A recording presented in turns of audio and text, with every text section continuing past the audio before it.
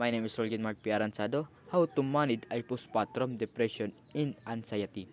Talk to your doctor if you're experiencing symptoms of postpartum depression or anxiety. Talk to your doctor. They can help determine the best course. Reach out for support. Don't be afraid to reach out to family, friends, or a support group for help. Take care of yourself. Self-care is important especially when dealing with postpartum depression and anxiety. Be kind to yourself. Don't put too much pressure on yourself. Seek professional help.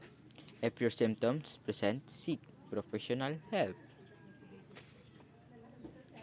Recognize signs.